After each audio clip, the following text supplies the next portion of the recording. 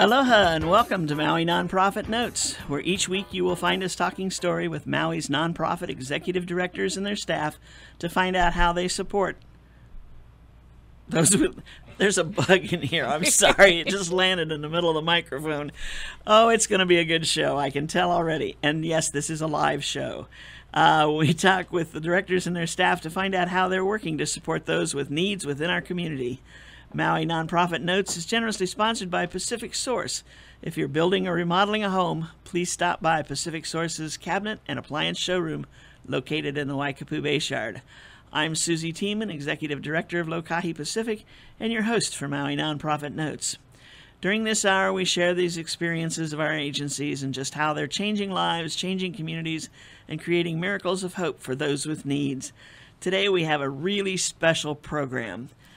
Fresh from sitting at the county council meetings for the last, 80 hours out of the 100 hours of Friday, Saturday, and Sunday. Yes. Or something to that effect. We have Lynn McNeff, who is the CEO of Maui Economic Opportunity. And have you rested up? I'm still recovering from sleep deprivation. It's it's one thing for those of us who watch it on TV. When we say enough, we just get up, turn off the TV, and go. Or fall asleep. Yeah, or fall asleep while it's on. But those of you who have line items, I don't know, for those of you out there who are listening, some of you probably have paid some attention, and maybe the most of you don't. But the county council every year reviews the budget that the mayor sends down to them, and the mayor gives them the budget like in March. Correct, March 25th. Okay, and then they have April and May to take it out to the communities with community meetings for community input, and then they come back into council in like the last 2 weeks or so, 3 weeks of April. Mm-hmm. It's wall-to-wall discussion of that budget. And this first weekend, the budget chair takes that budget and some of the input that's been given so far, and he creates his budget, or his version of the budget. And I've been through this now, 11 times, I think, from the beginning of my experiences with nonprofit organizations as being employed by them. And I'm sitting there looking at this budget, and it's like, my gosh, he just flat out said no, no, no to a lot of things, took them out entirely, reduced them back to what they were last year, if not the year before in some cases. And it was like, there's no compromise started here. It's this one and it's that one. $113.5 million. Difference that he took out. Out of a $600 million? Mm-hmm. $600 million budget. So that is a big chunk. That's, in my calculations, that's about a fifth of it. And some of it was not so pretty. That's the only words I can use for it. It goes all the way from the line items, which finance to a great extent what our nonprofits do. There's also items in there that are mandatory for them to fund. There are services that the county's responsible for that have to be funded. There's contracts that those services have made with the county. It's the job of the council to provide the funding to pay for those contracts. And MEO, of course, has one of those with transportation. Correct. Kalimo Maui has one with their lands or lawn maintenance. Maui Humane Society. Maui Humane Society has one with the animal management, to name the three that come to my mind real quick. And I don't think any of the three got what their contracts really asked for. I know that two of them didn't. I'm not sure about one, but it was a struggle for nonprofits this year. And last year they ended up by just giving a flat 3% increase to everybody. Correct. Well, the mayor started out by giving mostly what people asked, according to what Mr. Boz, the budget director, said, is that's what they asked for, because they asked why did some get increases and why didn't others, and Sandy says, well, if they didn't come and ask for it, we didn't give it to them. And then Mr. Hokama, budget chair, proceeded to flat fund everybody back to 2015. Okay, and end result, there was no percentage for everybody. Correct. Across the board. They went back and they actually talked about each line item And in some cases, I know they were on like the third revisit when I saw one of the shows. Right. There was quite a few revisits because if they couldn't have consensus on an item, it was a revisit. So it was even through the departments, not just the nonprofits. It was every one of their line items. It was their salaries and personnel, their equipment, and their operations. Each A, B, and C. You'll hear a lot about that A, B, C count. So yeah, I did hear that. That was the different departments within the budget. Within A the counties. is personnel. Okay. And B is operations, and C is equipment. Okay. And some of the departments, they alleged, had mixed those, taken from operations to do a contract. And so the county council put back in that they could not go outside of those. They have to spread A one way and B for operations and C for equipment. And that they're being held to that this year. Is it my imagination, or is this the first time that has really become an issue? They said a while back it was kind of, but they've kind of floated away, I think, Okay. and now it became an issue. Yeah, because I heard ABC every once in a while. Well, when somebody would when say. they go through, they go the A account, the B account, because that's how they identify them. But there was one that used operating funds to encumber a contract, and said they needed more money because they didn't have enough to operate. So that's why it got contentious. I see. Okay, so now there were some raises given. I heard some staff raises. Yes. That council service or council staff. Well, all the appointed council services appointed, and of course mayor's office is appointed. Yes. Got it. But then they didn't. In years past, a lot of times when they've done things like that, they've also taken it over to the nonprofits and given some percentage that's supposed to go towards increased wages. Correct. That didn't happen this year. That didn't happen, no. Okay. So share what you want to share about it. I've kind of opened the door, and I'm going to let you, because you were the one sitting there. It was a hard budget to sit through. It's hard. We have about 9 line items, and it's hard to sit through and have them talk about you and and say whether you're worth it or not. When we've had our clients go out and tell them what the services have done for them, it is hard. You learn to try and get the information to them if they need. That's why you sit there. If they have a question and they have a break, you want to give them the information to make a good decision. Because sometimes a little knowledge is all they have. They have so many programs that they review that they don't know the full scope of the programs. Right. And so one of the things was the rental assistance. There are 4 agencies that provide rental assistance. And some council members felt that was a clique. That why did we have 4? And Joanne Riddell had said, well, it's really a good, she didn't say collaboration, it's good because they decide among themselves how much each is going to get. And that struck the council members as not a good thing, that they shouldn't decide among themselves. It should be run by the department. And it is run by the department. It's just a collaboration is what it is. And they meet every month to collaborate. But it was taken as, these 4 agencies are running wild with the money and money.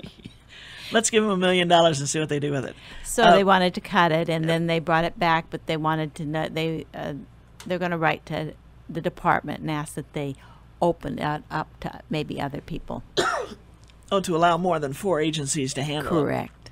Which, now, the 4 agencies that currently handle it, are there different criteria for each agency? Woman helping woman, and they help their people. Okay. And it's Kahale Akiola, who helps there, and Right. Family Life Center. Right. And then MEO is the other one. We're the kind of the community You're the more general. Yeah. So, and they meet monthly to make sure that there's no duplication of that people go in and get from Kahale Akiola and go in and get from MEO. So they compare the names and everything to make sure it's it's being true to what it serves. And it does help a lot of people. We've had people that the testifiers are just it brings tears to your eyes what it does, what a difference it makes in their life from keeping them homeless. And it's a good program. People can't always own. And there's less inventory of rentals now, and people are raising the rates on rental because there's less inventory, and Right. they can do that. And so people are just not able to find homes. So the assistance that we're talking about is like, Down payment assistance. It can be a security. It can security, be okay. it can be a monthly. It dwindles each month. Okay. It can be up to 5,000 assistance, but that's not much if you think about some of these homes. How much? Some of these homes are $2,200 a month. Right, but requirement that they must come in, and we do a Right. 3-hour financial literacy training with them. Have them budget, see what the wants, what the needs. We help them pull their credit report so they see what's on Right. it and what has affected their credit. And we've had people that say after the second month, I've got it now. I've got it. Thanks for your assistance, but I don't need Right. any more. And they're sustaining that household much longer. So they have to prove to you that once your assistance is done, they have can to afford sustain it. Yes. and they can stay there and not be right back. Well, and Okay. we work with the landlords that they have a longer than a 6-month lease, so that it's not just when the financial assistance ends, the lease ends. Oh, okay. I can see that game started out there. So, they get to stay there, and Right. and we each month look at their budget, see that they're going to be able to sustain. What did we pay down? Did you pay your credit card down so you have less to Right. pay on credit? This month we'll help you with this. We'll pay some rent, and it Right. dwindles until the end of the assistance. Interesting. So, I mean, it sounds to me like you've got the bases covered with those 4 agencies. I think we do, and it certainly doesn't mean that I know we would get referrals from other agencies, so it's not just that, of course, MEO doesn't have just it's community wide. Right. And I think that Women Helping Women and Family Life Center and Kaaleakiola, they refer to us if someone comes to theirs, so I don't know that anybody's not getting it. Right. Nobody's being missed No, or I don't left believe- out of this I don't believe so. potential program. Yeah. And it's a great program. Gosh, you're right. I mean, if somebody's sitting there looking at renting something that's $2,000 and they're virtually homeless at this point, how do they come up with $4,000? Well, this is it. We had an electrician that we worked with at many times. In fact, he was a driver. I didn't know that quite a while ago. He had a heart attack. He lost his home. It was in foreclosure. And he couldn't find anywhere to rent. And now he's back on his feet. His Wow. wife had health problems, the money, and he couldn't go back to work because of the stress. And now he has a home he's living in with his wife, and they're safe and secure, and they can afford it. They Wow. can maintain it. And as we always talk about, if you've got a roof over your head, life looks a lot better. It's a basic need. Right, right. And other things can happen as a result. And you have children. You don't want children out on the, homeless, and families, larger families are hard to house because you need a larger income, to sustain it. So it's just a really good program. It's proven that it has been very successful. I'll bet if anything, you run out of money in the program. We do. Yeah. We do. But, then we wait and try to help. And we have a state grant called Housing Preparation, and it does for TANF, TANF eligible people. So we kind of leverage the two. Oh, okay. So it's not just, we leverage one, we may help them here and Right. then over Now, here. see, that's what's great about nonprofits Isn't it? is that leveraging and being able to go out and use the county money as seed money to help, get more money so that you can do the program right.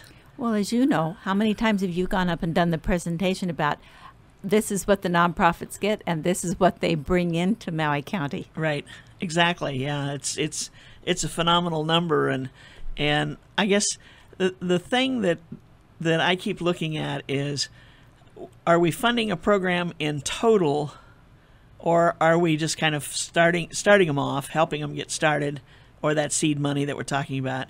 And at what point is the county responsible for the program? And I kind of want to go back to the services provided, and of course your transportation is one of those. If you walked in and you said, here's the absolute bottom line cost of providing this service, are they going to sit there and say, well, we're only going to give you so much? They may. They may. They may, but the problem they don't understand is, when you ask for increases, it's to maintain the services. Things go up. Right. Groceries go up. People, in your own budget, things go up. Electricity goes up. Rent goes up. Operating expenses go up. And, it's not that people are getting increases in salary. It's the operating costs Right. that are going up just to maintain those services. So if they say, well, we don't want to give you that this year, then what are you going to do? They want us to do more with less. Right, exactly. But it's it's not always possible. It's right. That's right. We got to take a short break. We'll be right back with Lynn McNiff of MEO. Aloha from Pacific Source, and thank you for your support over the years. Pacific Source has offered more of what builders and homeowners value most in building materials and cabinet design. We've done this by offering superior customer service and products, as well as by designing kitchens and baths that are intelligent and elegant while staying true to your vision and budget. Visit our showroom in Waikapu in Central Maui, where we display a variety of cabinets as well as top-name appliances like Sub-Zero, Wolf, Viking, KitchenAid, and more. We display countertops, tile and wood flooring, and several brands of windows and doors, including Fleetwood multi-slides and La Cantina folding doors. Come in and talk to our designers about making your dreams become a reality. From concept to completion, we really believe our attention to detail and superior service are what sets us apart. Let us show you what we mean. We are a Pacific Source at 515 East Oahe Way in the Consolidated Base Yard in Waikapu, just off Waiko Road. Call us at 986-0380. That's 986-0380, or look us up online at packsource.com.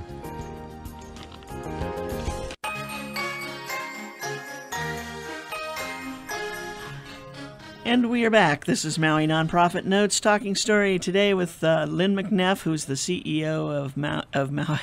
Hello. Maui Economic Opportunity. And of all the programs you have, you were talking about 9 line items. Yes. And talking about the budget that's still going on, by the way. Oh, yes. Because they have to come up with a budget that they present to the full council.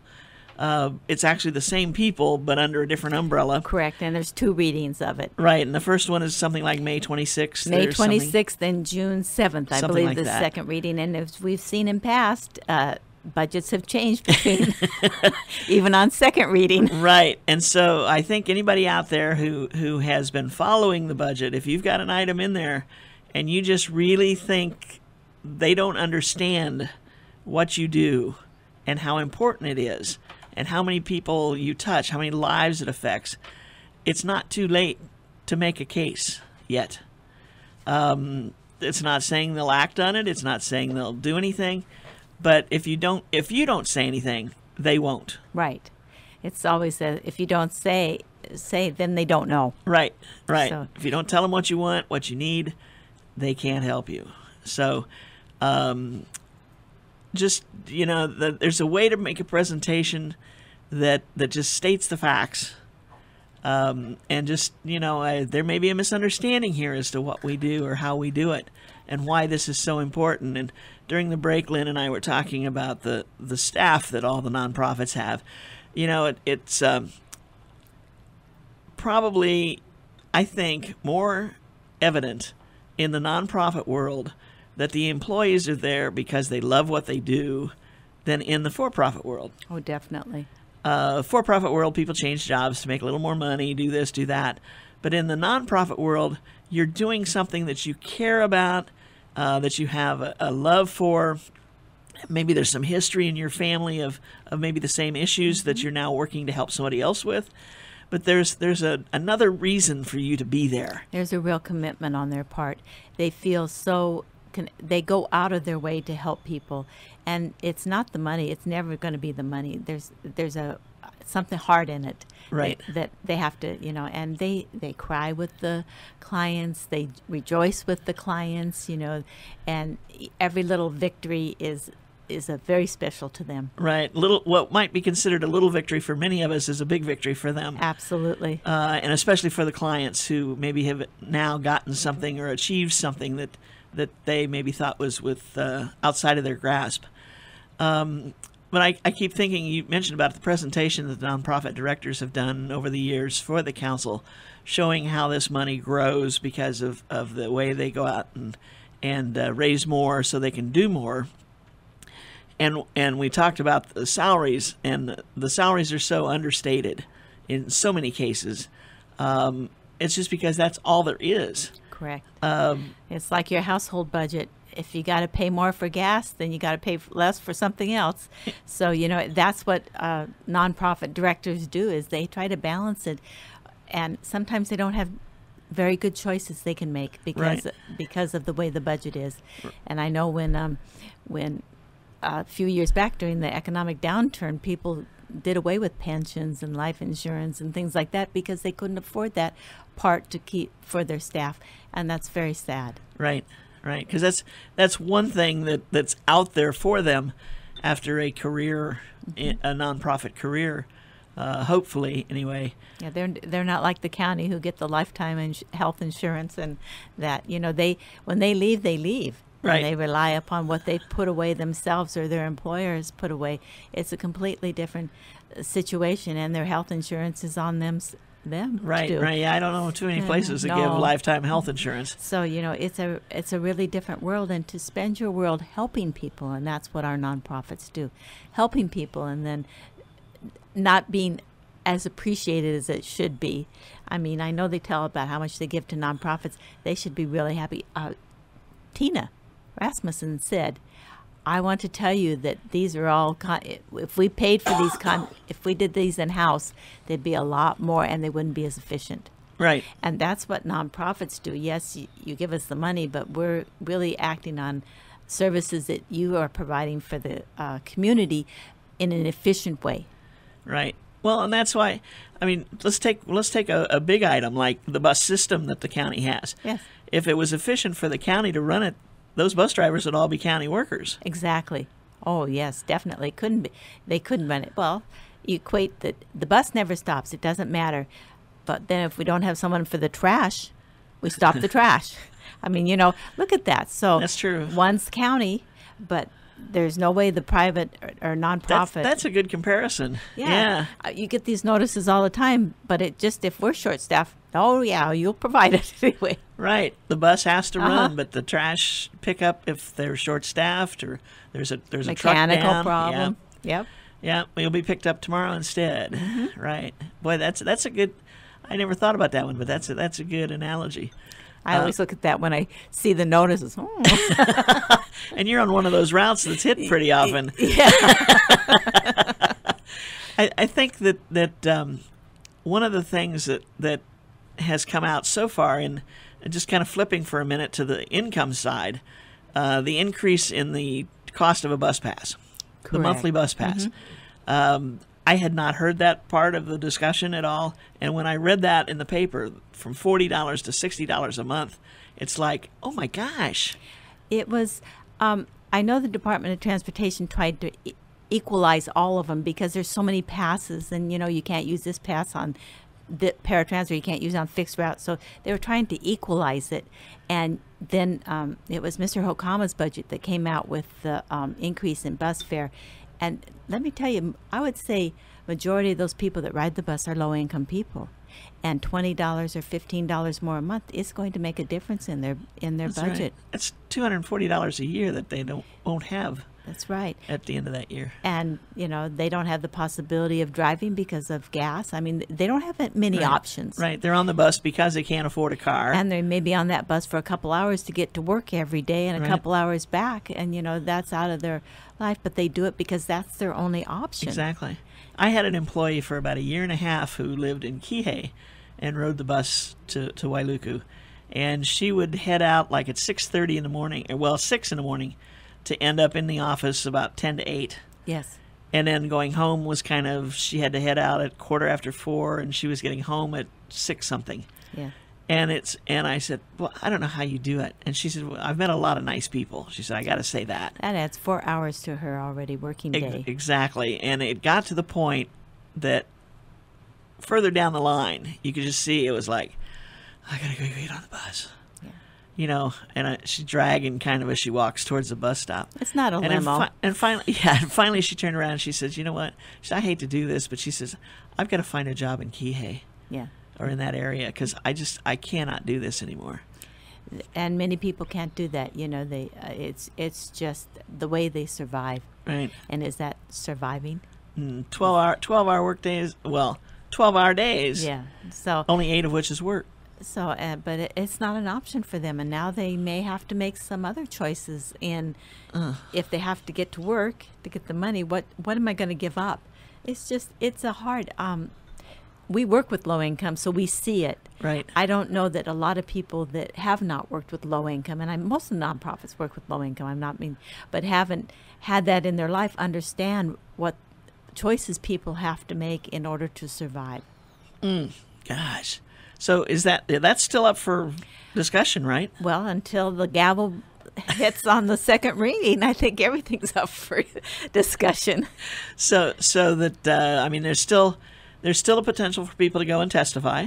I think so. Yes, definitely. First reading. Rates and fees are May 15th. May 15th. A So week coming from up this Friday. As Okay. rate and fees, and that may be a good because that's a rate. Okay. Or a fee, I guess it's a bus fee, and testify because they raise some other fees and things, and testify to that. So you're paying more in garbage, trash collection. Right. Now you made an interesting comment on the garbage. Yes, For those of you in Kihei, Wailea, The can plan. They put it back in, but they said it costs $6 more per household to collect them. So rather than paying $22, we went from 18 to 22. It's going to be 28 for the 3-can plan, but there's no opting out of it. So that's $120 more a year. So That may affect some people. I mean, all of these things. Sure. I always thought they should put the trash collection in the property tax. yeah. Then everybody gets it. And you don't have, because now you may have people not taking, not the 3-can plan, they have to, but Right. the others, and dumping it in somebody else's. And property tax is tax deductible. Right. So you Always thinking of the options there. so Very you good. could use it in your tax. I mean, Exactly. it benefits everybody, and then it's just, you know, so. So when you say you can't opt out of the 3-can or trash pickup period. 3-can plan. Okay. So if you're in that area, you have to have it. Mm-hmm. Wow. 'Cause That's we got a lot of people in our neighborhood. 1,750 people. Yeah, we got a lot of people in our neighborhood who don't have trash pickup just because, not that they can't afford it. It's just why when we come down the hill all the time, we'll come by come down the dump road, once every 2-3 weeks and throw our own trash in. And, there's people like that, but there's also people who just can't afford it, and they throw it in other people's dumpsters or their trash cans. Looking for cans that are half full to fill up. So that's why I say if you put it in the property tax, everybody gets it. Right. I mean, all the residents get it, and then you won't have that trash on the road and everything. Right. That's just my theory. I gotcha. No, that makes a lot of sense. And I think there are some, I know Oahu used to be that way, but I think they've added a little bit of a fee now besides, and it's probably still kept it in the tax. It's just, I don't know, it's fascinating to me, in kind of a bizarre way, I guess, to watch the hearings as the council discusses these things, and to kind of pick up on where the different council members are coming from when issues are brought up. And it's like, you think you've got somebody figured out, and then all of a sudden at the last minute they ask a question and you go, whoa, where'd that come from? Right. It's very different. It used to be pretty steady, or at least I thought I could read them, and it's not. It's really hard anymore to know which way things are going to go, because you hear all the talk and then you think the vote's going to go one way and it goes the other way. I mean, it's constantly changing. A parliamentary question. You were talking about consensus earlier. Mm-hmm. What's the difference between a consensus vote and a vote? When they go item by item, if they can all agree to it, they say consensus and everybody says consensus, then that one's no longer revisited. If there's one person that says no, they would revisit it for a while, but then after, I think it was the third round, they started voting and to see if it had the majority of the votes or not. And if it didn't, then it stayed as it was. Okay. Interesting. So consensus moves things along. Moves it along. It's like there's a thing called the consensus agenda that's used sometimes in meetings now, where that's at the beginning of the agenda, and it's items that are just for your information, not necessarily action, but they assume everybody's going to kind of agree with them. But you can take it out of that section by saying, I'd like to move it down to new business or whatever. Same kind of theory. Okay. Same theory. Okay. And I had not heard of that until a few months ago, and I thought, boy, that would really make life a lot simpler for a lot of these things. It would. It does, but it was the budgets were so different that it was harder this time. They didn't even go into the grants and housing and human concerns. They just skipped over it in the first consensus part, because they said, no, we're just going to skip over that and go on to the next department. So because that's the largest yes, it's line the largest item area. and Interesting. Yeah. Huh. It was a very interesting Yeah. session. Well, you know, and I'm sitting there trying to follow the budget that had been put out at the county website, and of course the council members have a whole different They do. structure, and I'm sitting there going, now wait, you know, and I was supposed to run up and testify on behalf of one of the organizations, and so I was watching on TV to see when I needed to leave the office and run up there, and so it takes me about 5 minutes to get up there and get into council chambers. But it's like, okay, I'm following and I'm looking at this packet that I've got in front of me, and there's like, you know, there's like 10, 12 more pages before the item I'm supposed to go testify on. And so I'm thinking, oh, I'm in great shape, you know, and I kind of put it out of my mind and started doing something else. And then all of a sudden something clicked and said, wait a minute, but there's editorial stuff in here. And I turned back and I looked at it again, and 10 out of the 12 pages was editorial copy. And I go, oh my gosh. I ran out and jumped in the car, and I got up there just as they were announcing that program. And I, oh no. And the first mayor's budget was portrait printed. Well, then when they came out with the budget chairs thing, it was landscape. So they were calling out page numbers, but we couldn't. So you're searching for, because the pages aren't the same. Right, you get a lot less lines on a landscape page. Oh my gosh. So now, is there a version of the current version of what's happening? It was handed out on Monday. Okay. Yes. Is it available on a website anywhere? I'm not sure about Okay. that. It should be, but Okay. I'm not sure about that. Yeah, because I know this was the first time that I think I've seen the council chair's budget out on the website Monday morning, like when he was handing it out. And that was a funny thing, because people kept testifying and saying the council's budget. And some of the council members were a little testy about that. They said, it's not our budget, it's the chair's budget. And has that changed over the years, or is it my imagination? It seemed to me like a few years ago there was input from the budget chair would ask for input from the council members before he revised and presented his plan, which took some of those things into consideration. He did ask for input, Oh, he did? and then he put his budget out. Oh, I see. Okay. All right. Okay. But you used to be able to identify, because before, when Pontanella was there, he'd identify who wanted what. Okay. And so you couldn't see. And council members had said on some of them, you remember I added that in or something. So, but you couldn't see, and so. Another reason you had to be there. Yes, that's why you're there. To get those little pieces of information that only come out live. Yeah, because they were being kind of criticized by the testifiers about your budget. They said, It's not my budget. Gotcha. Right. Okay. So now, you really literally were there till midnight, 1 o'clock, 2 o'clock? 1 o'clock on Friday morning and 2:30 Saturday morning, and then during the day, and then 9 to 2 on Sunday. Yes, I was literally in that seat. Those are not comfortable seats. They may look comfortable, but they're not. Well, maybe the first 40 minutes, but after that, it's, They get harder and harder. Now, you're there. I mean, you've got, like you say, you've got 9 line items, so you've got a lot to protect and to answer questions on. Not knowing the order exactly in which they're going to take things, you really have to be on site. Right. Well, they may ask a question. I mean, they come across something and they may say, they've asked before about like rental assistance, or, well, Miss McNeff can answer that.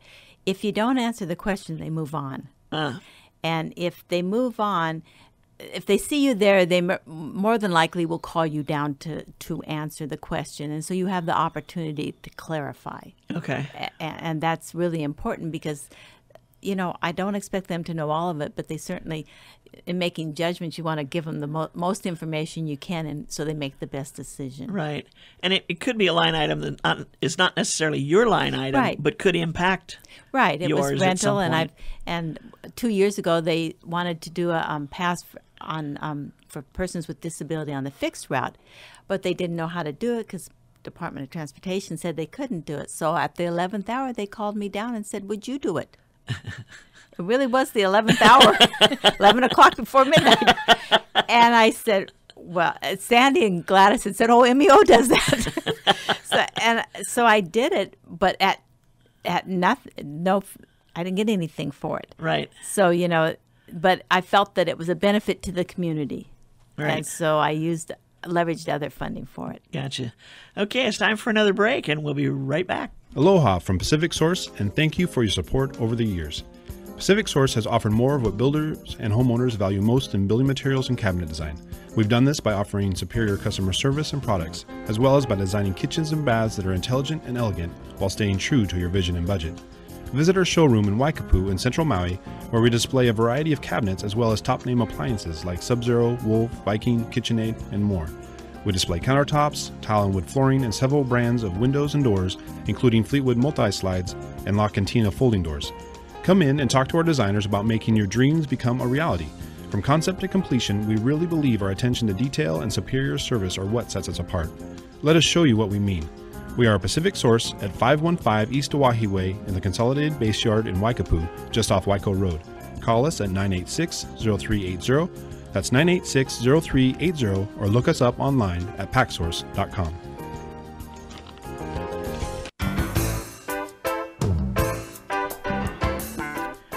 And we are back. This is Maui Nonprofit Notes, your weekly radio show where we talk story with our Maui nonprofit executive directors and their staff to find out what they're doing to make Maui the best place it can be.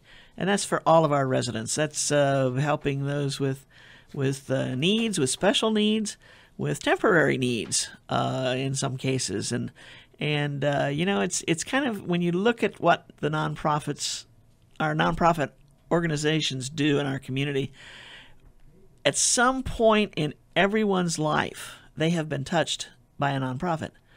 And sometimes it's not of their doing. Can be illness, can be an accident, can be whatever, birth situation, employment situation, whatever the case might be. But when you take a look at how the dedicated people who work in these nonprofits handled your situation, you can see why we're so proud of what everybody does, because it's every incident is special. And Mike White says he doesn't mind providing for the nonprofits because it makes Maui a better place to visit.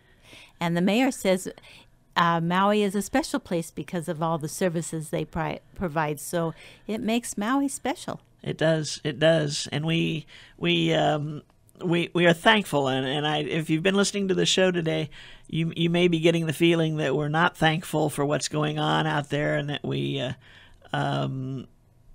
certainly not crying poor mouth. We're not criticizing anybody any way, shape, or form. We're just saying the system seems to have some issues going on, and maybe there's I don't want to say cleaner, but a more efficient way to handle the budget situation. And I understand the difference between the mayor and the council, and they're always going to be apart on certain things. But it would be nice one year just to kind of have a budget that comes out that kind of fills the bill, and that can only need minor tweaks instead of total rewrites.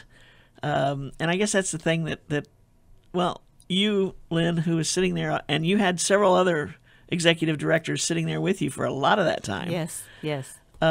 Because I was kind of surprised at some of the people when they said, "Oh, hey, he's here. Call him down. Let him address this." I'm going, "What the heck? I've never seen him there before." But he knew he had an issue that was not going to go away. It had to be addressed, and so he was there, and he or she in various cases. But I guess if I felt there was a nonprofit agency out there that asked for more than its share, let's put it that way, I'd be upset, but I don't see it. No, I respect all the nonprofits, and they do. That's the nice thing about Maui, and that's the Maui Nonprofit Directors Association, Susie, is we collaborate. I don't go after yours, you don't go after me. We may collaborate to make a better grant or a better program, but we're not chasing the money. We're doing what we're supposed to do, and that makes Maui really special. I think you don't see that on the other islands. People say that they guard their little things, Right. their little projects, because they're afraid somebody will steal it, and that's not Maui. Right. And we're not growing new agencies that will duplicate services. I mean, it's our Maui nonprofit folks are a neat and tidy, clean machine. They are. And they support each other, and they network, and they collaborate. I don't think you can, and people talk about duplication. There is not duplication. There may be same services for different criteria, clientele, but there is not duplication of services in this county. Right. It's really, really clean. Right. And sometimes the people seeking service need to go in and ask the person they think can help them. And when that organization gets to a certain point in the discussion, they will learn, oh, we aren't the ones that can help you. Absolutely. You need to go see so-and-so. Absolutely. And we're not just turning people away. We are sending them to the people who have the expertise to really help them. Yeah, we give them a resource to go to. Right, right. Yeah. Anyway, I think everybody out there can tell you and I are kind of passionate, kind of hung up on the nonprofits in our community, and we've both got some years behind us in the world, and it's just it's a wonderful situation. I wouldn't be doing this show if I didn't think that we could share some information with the folks out there and send them to the right agencies for their needs, and at least get some answers, and start asking those questions about what kind of assistance is there for them. Right. And they do. I mean, they say they give a lot to nonprofits. Well, they do, because it adds to the quality of life of the residents and the visitors. Exactly. Yeah, so it makes Maui the best island. Right. It's part of the whole island. That's right. Right. There's not this one. You look at other countries, I'm going to say, because it's clearer cut in a lot of countries. The people who need help, they're over here. They're just forgotten about, ignored, whatever. That doesn't happen here. There is someone out here in a nonprofit who is geared up to help anyone who wants help. And of course, the secret to that is wanting help, right, and wanting to change whatever is going on in their lives. But it's just a great thing that the nonprofits do, and our 65 or 70 members agencies are all part of that, and we're very proud of all of them. We are. Yeah. So now let's go on. We've got a few minutes here before we finish up the show. We're going to talk a little bit about transportation. Right. I had asked for $3 million. We opened our facility, and we have an emergency generator funded by the state, and we have a bus wash funded by the state. And so I thought we pay over $12,000 a month in rent for the maintenance facility. Oh, wow. So I thought bringing it on to the property is more efficient, and that $12,000 can be spent for services. Well, I'm not asking the county for any more than the state has. Alexander and Baldwin put in $9.37 million. The state has put in over $6 to $7 million into the facility, but it is a community facility. It is in Maui County, right. So I felt that it would be well served to have a maintenance facility on the property. It's more efficient. You don't have to deadhead to the maintenance or back.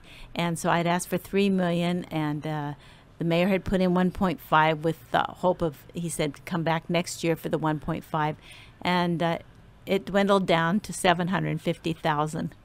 But you know what? I'm going to take it and do with it what I can, and I'm going to go back again next year and ask again. There you go. Now, I guess, and see, that's a prime example of something that you've got the rationale for why this should be done and why it should be done now. $12,000 a month. What are we looking at?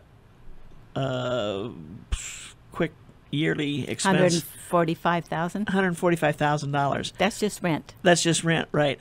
So, what are you supposed to give up to be able to pay that? Well, this is my rationale. Get it built, and that we can come back and provide more services without asking you for more money. I mean, it's the gas that from the facility to the maintenance and back again. I mean, it's economy. Right, it's the time and effort, drivers, etc. But see, that was one of the things that as you listen to them discuss, you want to offer more services, they would probably, at least from the discussions that have gone on with other agencies in the budget hearings, it would be like, okay, now you don't need that $145,000 from us for next year because you're saving it.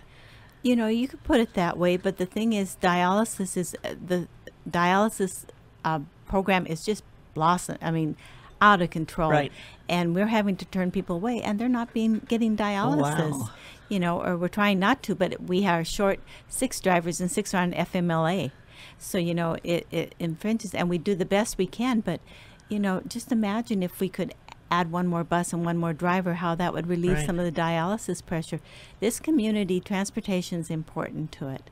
Exactly. We're so spread out. Youth trans, that's blossomed because the Bell schedule changed, so we have to go back, and you never know how many youth you're going to pick up at one school in a day, so we may have to go back and pick them up. So there's a lot of services that would be more efficiently run if we could, you know, combine them and do some things like that with the $12,000 Right. that we wouldn't have to ask for more funds. Right. So that you as you sit there and you look at that, you say, okay, we don't have to ask for more funds to provide a more efficient, well-run service, and you're thinking of cutting us by that because we don't have to spend it on that anymore. There are so many different things going on within the agency and within that program that you want to provide the best service for the most people. We need to. And right now you're serving what you can. Right. And we haven't had new buses. We got 2 school buses last year, but we haven't had new buses since 2009. We used to get replacements. We have 47 over 12 years old. Oh my goodness. So, you know, that's one of our resources too. You know, a bus isn't as efficient. It has to be more preventative maintenance. I mean, there's just a whole lot Right. involved in transportation that's just not driving the bus. Right. So how did you usually get the funding for the buses? Well, the county did a Okay. replacement schedule for us, but then they built their Okay, public their bus. and then they just added 11 paratransit buses to us. So, you know, that's where the bus money went. I see. Okay. So there was not money for us, and you know, we were in the tsunami zone, so the rust on the Right. buses. So, you know, you can only maintain them so long. They're only supposed to be there for 7 years. Wow. So we have excellent auto technicians that maintain them, but you know, sometime they're going to go out. That's right. That's right. So that's right. less resources to offer the services. Oh my goodness. So it's a cliche, a vicious cycle. But everything, as you said, cost of everything goes up, the need goes up, and as long as the population of Maui keeps growing, not everybody that moves here is buying a $2 million house in Wailea and coming here for 2 months out of the year. Well, we spend $60,000 to $70,000 a month in gas. Oh, wow. So as the gas goes up, that's our There you variable go. there too. So, Right. you know, and less efficient. You know, it's the older buses and things. So, you know, it's very complicated scenario that has to, but it's Right. much more than just the 12,000 for services. It all works Well, itself and in. that kind of brings us back around. We kind of conclude the discussion here on the budget, but that's why the line item really says nothing to anybody. It's the discussion behind that line item, what brings it up, what makes it, why the increase was asked for, what's the alternative if you don't increase it. If you stay with numbers that are 4 years old, you're already working with 60% numbers, Right. or whatever the case might be, and you just cannot keep ahead of it. You can't keep even with it. Well, and you just slip more and more behind. Right. And there's just, and then even if you catch up something this year, you're going back years, so you never can catch up once you slip. Right. So we're going to end it with that, and just say that we've talked about the issues out there, and we appreciate everything the council does and their discussions and the hours they're putting in to try to make the right decisions. And we will live with those decisions. Yes, we will. That's how it is. And that's what nonprofits do. They pick themselves up and they go on. And they go on, right? And so, again, thank you to everybody. And if you have any cause that you think they need to hear something about, again, please go down and testify. and let them know how you think and how you feel about something and how important it is. We're going to move on. You've got something coming up here in the month of June that we want to talk about real quick. Another helpful savings for low-income people. Low-income housing energy assistance program. They need only the month of June. It gives credit to their gas bill or their electric bill. And, they get that credit. That's, what electricity costs these days. And so for a low-income person, it may make or break another decision they have to make. Gotcha. And when you mentioned gas, we're talking propane. Yes. Not gas for the car. No. Propane. Yeah. Propane and electricity. Uh-huh. And now so they come in, everybody in the household has to apply together. They have to apply. If they're 18 years or older, they have to sign, have to see everybody's Social Security. It's a federal program. Right. And everything. And then they take you get so many points for if you're disabled or if you have children in the household, you get more points on and on. And they take everybody in the state that applies and divide the pot by the number of points. Okay, it's a federal program handed down through the state. The state divvies out the money based on numbers of people in all the various counties. Correct. And then this gets applied to your... It's applied to your electric bill or your gas bill. And is that paid directly to the electric company? Yes, it is. Okay. It's a credit on it. Okay. And I think we've got some people in our apartments who, for most of the year, they're still using some of their credits. They do. Yes, they build them up. And last year they paid more because less people applied because they're living more together. More households combining, so the income wouldn't qualify. I see. Interesting. Okay, so for those who are out there on their own, there's more to collect. And that was statewide. It wasn't just Maui. So. Gotcha. Interesting. Any last-minute thoughts, Lynn? No, just thank the council for the hard work they put in. Thank the mayor for his budget, and we hope to work with him in the coming year to make Maui the best it is. Very good. Thank you so much for joining me today on the show.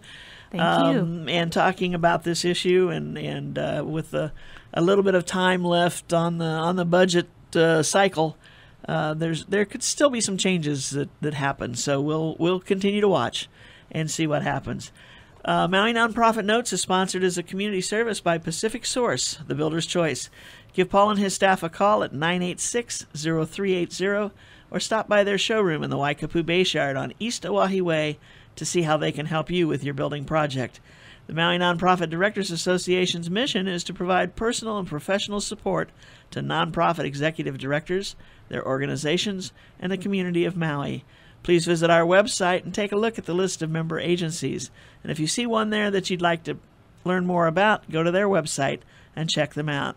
Again, today we visited with Lynn McNeff, who's the CEO of Maui Economic Opportunity. We got an update on what happened with the council's budget, the county's budget. I'm not going to say it's the council's budget yet. County budget. It's a mayor's budget and the council chair's budget, and it's going to become the county's budget when we hit June. So mahalo for tuning in, and don't forget to join us again next week right here on Wednesday at noon on KAOI Radio, 1110 AM and 96.7 FM, when we'll be featuring representatives of two other member agencies of the Maui Nonprofit Directors Association. Until then, I'm Susie Tiemann, Executive Director of Lokahi Pacific and host for Maui Nonprofit Notes. Thank you for joining us again today, and any last-minute thoughts? No, just thank you, Susie. Thank you for joining me at the last minute. I know this was a kind of a hurry-up call, but I thought this was the time we needed to discuss what's going on with our county budget. So thanks, everyone, for joining in. Have a great week, everybody. Aloha.